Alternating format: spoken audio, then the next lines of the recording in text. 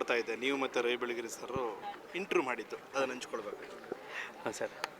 Sir ಒಂದು ಸರಿ Ravi Belagere sir ನಾನು ಕಾರಲ್ಲಿ ಹಿಂಗೆ ಹೋಗ್ತಾ ಇದ್ವಿ. ಆಗ ನನಗೆ ಜಾನಕಿ ಅಮ್ಮ ಫೋನ್ ಮಾಡಿದರು. ನಾನು ಮಾತಾಡ್ತಾ ಹೋಗ್ತಾಯಿದ್ದೆ, ತೆಲುಗುನಲ್ಲಿ, ತಮಿಳಲ್ಲಿ, ಕನ್ನಡದಲ್ಲೆಲ್ಲ ಮಾತಾಡ್ತಾ ಹೋಗ್ತಾಯಿದ್ದೆ. ಆಗ ಬೆಳಗೆರೆಯವ್ರು ಕೇಳಿದ್ರು, ನೀವು ಯಾರ ಜೊತೆ ಮಾತಾಡ್ತಿದ್ಯಾ ಅಂತ. ಎಷ್ಟು ಜಾನಕಿ ಅಂದೆ. ಅಯ್ಯೋ ನಾನು ನೋಡಬೇಕು ಅವ್ರನ್ನ ಅಂತ ತುಂಬ ಅಪೇಕ್ಷೆ ಪಟ್ಟರು. ಆಮೇಲೆ ಜಾನಕಿ ಅಮ್ಮನ ಫ್ರೀ ಟೈಮ್ ತಿಳ್ಕೊಂಡು ಬೆಳಗೆರೆ ಸರ್ನ ಕರ್ಕೊಂಡು ಹೋದೆ. ಅಲ್ಲಿ ಹೋದ್ಮೇಲೆ ತುಂಬ ಹೊತ್ತು ಅವ್ರ ಜೊತೆ ಇದು ಹಾಡಿ ಹರಟಿ. ನೀವು ಸಾಹಿತ್ಯ ಬರೆಯೋಕ್ಕಿಂತ ಭಾಳ ಬ್ಯೂಟಿಫುಲ್ಲಾಗಿ ಆಡ್ತೀರಿ ಅಂತ. ಅಯ್ಯೋ ದೇವರೇ ಸುಮ್ಮನಿರಿ.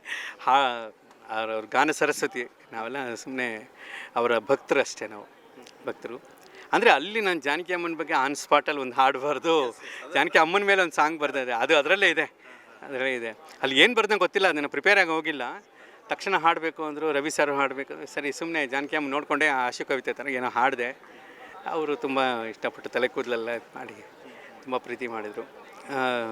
ಚೆನ್ನಾಗಿ. ಲಾಸ್ಟ್ ಟೈಮ್ ಯಾವಾಗ ಸರ್ ಅವ್ರು ಮಾತಾಡಿದ್ದು? ನಾನು ಮಾತಾಡಿದ್ದು ಈಗ ಒಂದು ಅವರ ಮಗ ಅವ್ರದ್ದು ವಿಚಾರ ನಡೆಯೋದಕ್ಕೆ ಒಂದು 15 ದಿನ ಮುಂಚೆ ಫೋನಲ್ಲಿ ಮಾತಾಡಿದ್ದೆ. ನಾನು ನೇರವಾಗಿ ಭೇಟಿ ಮಾಡೋಕ್ಕೆ ಈ ಕೊನೆಯ ಕ್ಷಣಗಳಲ್ಲೇ ಆಗಲಿಲ್ಲ ನನಗೆ. ಬಟ್ ತುಂಬ ನಿಮ್ಮ ಸಾಹಿತ್ಯದ ಕುರಿತಾಗಿ ಏನು ಮಾತನಾಡ್ತಿದ್ರು ಅಮ್ಮ? ತುಂಬ ಇಷ್ಟಪಡ್ತಿದ್ರು. ನಾನು ಅವರು ಅಂದರು, ನೀವು ಸರಸ್ವತಿ ಪುತ್ರ ಅಂತ ಅನ್ನೋರು ಪ್ರೀತಿಗೆ. ನೀ ಸರಸ್ವತಿ, ನಾನು ನಿಮ್ಮ ಪುತ್ರ. ಬಟ್ ಸರಸ್ವತಿ ಇರೋ ಪುತ್ರ ಅಲ್ಲ, ಈ ಸರಸ್ವತಿಗೆ ಪುತ್ರ ಅಷ್ಟೇ ಅಂತ ಸುಮ್ಮನೆ ತಮಾಷೆ ಮಾಡ್ತಾಯಿದ್ವಿ.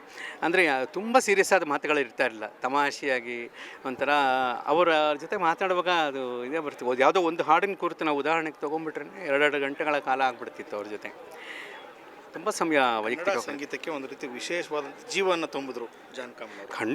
ಖಂಡಿತವಾಗ್ಲೂ ಇಡೀ ಸಾರಸ್ವತ ಲೋಕಕ್ಕೆ, ಸಂಗೀತ ಪ್ರಪಂಚಕ್ಕೇ ಅವ್ರ ಜೀವ ತುಂಬಿದರು.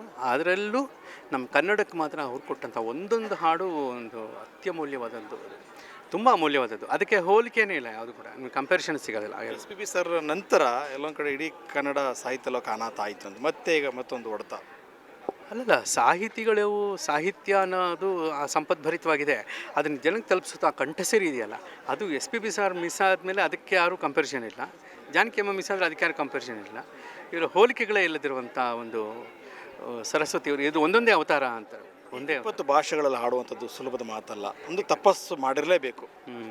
ಅಂದರೆ ಅದು ಸುಲಭದ ಮಾತಲ್ಲ. ಅದು ಏನಂದರೆ ಅವ್ರಿಗಿದ್ದೇನೆಂದರೆ ತನ್ಮಯತೆ, ಕಲಿಕೆ. ಯಾವುದೇ ಭಾಷೆ ಹಾಡಿದ್ರು, ಈಗ ಮಲಯಾಳಮಲ್ಲಿ ಅವ್ರ ಹಾಡುಗಳು ನಾನು ಕೇಳಿದ್ರೆ ಇಡೀ ಮಲಯಾಳಂ ಪ್ರಾಂತ್ಯದ ಪ್ರತಿಯೊಬ್ಬರು ಹೇಳೋರಂತೆ ನಮ್ಮ ಮಲಯಾಳಿ ಇವ್ರ ಮಾತೃಭಾಷೆ ಅಂತ ಹೇಳೋರಂತೆ. ತೆಲುಗು ಹಾಡೋರು ತೆಲುಗು ಮಾತೃಭಾಷೆ, ಕನ್ನಡದಲ್ಲಿ ಕನ್ನಡನೇ ಅವ್ರ ಮಾತೃಭಾಷೆ ಅಂತ.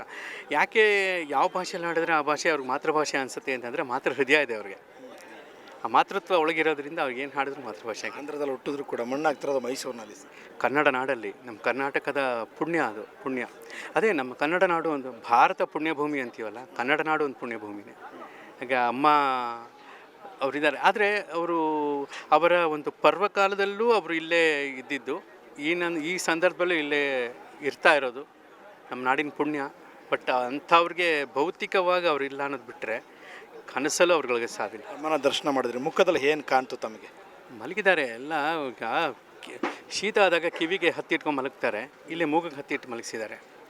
ಅದೊಂದು ಡೈಜೆಸ್ಟ್ ಆಗೋಲ್ಲ, ತಡ್ಕೊಳಕ್ಕೆ ಕಷ್ಟ ಆಗುತ್ತೆ. ಅದು ಸುಮ್ಮನೆ ಮಲಗಿದಾರಮ್ಮ, ಯಾವುದೋ ಟ್ರೀಟ್ಮೆಂಟ್ ತೊಗೊಳಕ್ಕೋಸ್ಕರ ಮಲಗಿದ್ದಾರೆ ಅಂತ ಅನಿಸುತ್ತೆ ಹೊರತು ಅವ್ರಿಗಿಲ್ಲ ಅಂತ ಸಾಧ್ಯವೇ ಇಲ್ಲ. Thank you.